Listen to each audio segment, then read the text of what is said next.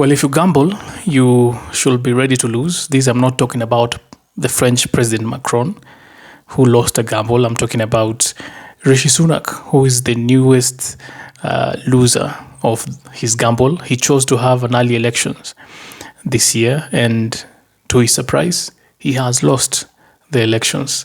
And this is the first time a sitting prime minister in the UK has lost elections. I'm talking about the Conservatives being pushed out of power, and the Labour Party are now taking charge through Keir Starmer. And now we're going to have some shifts in policies. One, because Rishi Sunak was a very, very ardent supporter of the refugees coming to Rwanda, being flown from the UK all the way to Rwanda so that they can have asylum there. But Keir Starmer came out in his campaigns and said he's going to put a halt on that. He didn't say that he's going to stop it completely, but he said he's going to put a halt on that and as well look at the options that they can have in terms of sorting the issue of immigration. But major in the policies that the UK citizens wanted to be considered were the economy and the health sector. He gave out an elaborate plan about the economy and the health sector. And someone, by the way, opined that in the UK, parties don't win an election, but governments lose the elections. And this can be traced back in the COVID-19 era when Boris Johnson was the prime minister.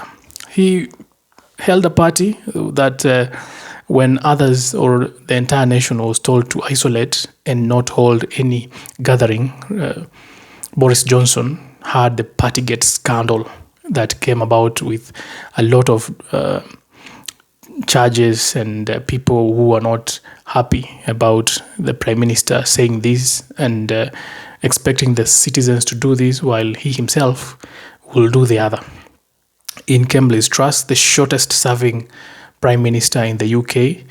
Well, Liz Truss was marred with a lot of economic sabotage of the pound. And of course, she had to leave office to give way to Rishi Sunak, who is now also leaving office. So we cannot just stress this to Rishi Sunak. It started way back. The unpopularity of these conservatives started way back, and a lot of failures now have led to a lot of people not trusting the government and changing allegiance to support the Labour Party. Immediately, the Labour Party has taken charge. It has a lot to do and has to hit the ground running. When it comes to foreign policy, the UK will not have a lot of changes. Basically, the UK does not change foreign policy just because of a particular party. The UK will still support NATO. The UK will still support Ukraine against Russia. The UK is also expected to still support Israel to defend itself against Hamas, while as well calling for a ceasefire. And all these allies will still be maintained. And of course, the aggressors will still also be maintained. So that is what we expect to change from the change in parties from the Conservatives. 14 years, the UK has only been led by the Conservative Party. Now, Labour Party has taken charge. It is not a far-left Labour Party. It is a centre-left Labour Party. This is not the same to what is happening in France.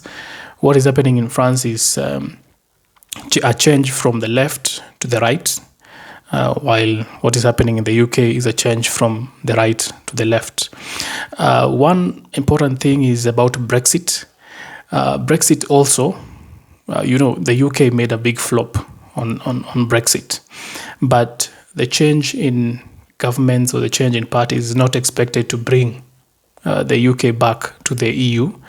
But it is expected that this Labour Party, which is a left-leaning party, will go and seek more indulgence and to be closer to the EU than where Britain is right now, or the UK is right now. So that is what is happening in the UK.